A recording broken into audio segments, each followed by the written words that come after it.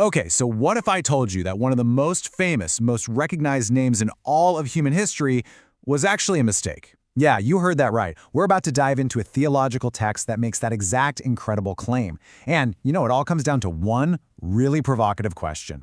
And there it is. That's the central question of this whole text. I mean, wow, right? That's a pretty shocking thing to even suggest. But the source material we're looking at today, it doesn't just, toss that idea out there.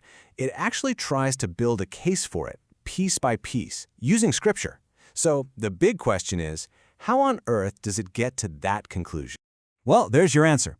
No beating around the bush, just a straight up yes. But come on, a claim that big needs some serious backup, right?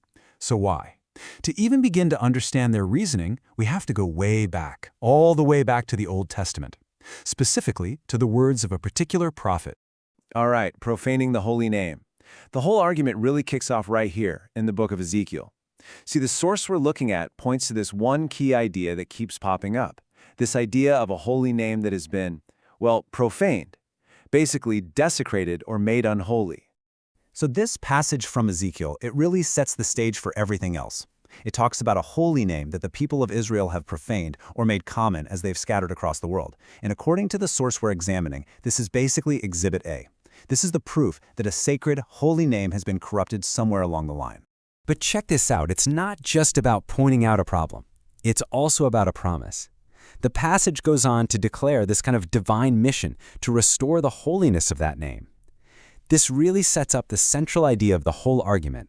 A name was profaned, yes, but it's destined to be made holy once again. And here it is. This is where the source makes its absolute boldest connection. It claims that this profaned name from the book of Ezekiel is actually the name Jesus. Whoa! I mean, this is the absolute linchpin of the entire argument. It's the moment that tries to connect an ancient prophecy directly to modern faith. Okay, the clue in Ezekiel. So that leads to a pretty obvious question, right? If Jesus is supposedly the profane name, then what's the true holy name? Well, the source argues the answer was never actually lost. It was just hidden. And the clue, it says, is waiting for us just a few chapters later in the exact same book. All right, now you're going to want to pay really close attention to the wording here.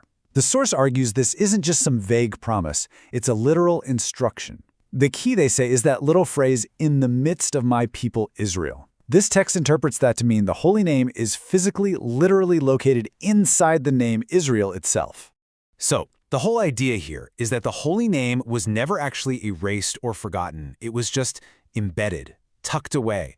It's been hiding in plain sight this entire time, literally inside the name of God's chosen people. Pretty wild, right?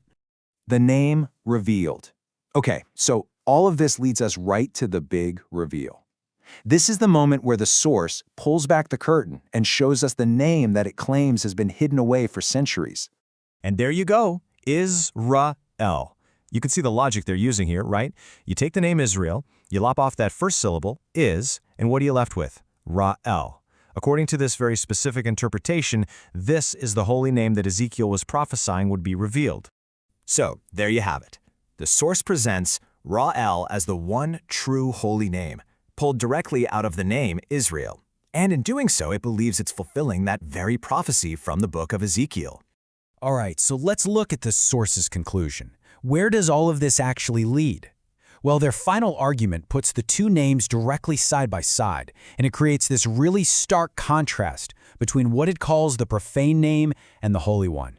And this is really the final takeaway from the source material. You've got two columns here. On one side, you have the name Jesus, which this text has flat out labeled as profane sacrilege.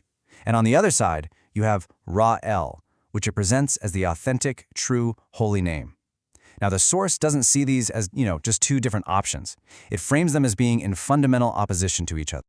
And that's the final word from the source. It lands on this single, really emphatic declaration. This is it. This is the ultimate conclusion of its entire chain of reasoning. A super bold reinterpretation of Scripture that tries to completely reframe one of the most foundational names in all of faith. So, after all that, what are we supposed to take away from this? Whether you agree with this specific interpretation or you totally don't, it's a pretty powerful reminder of something important. Ancient texts aren't just dusty old books.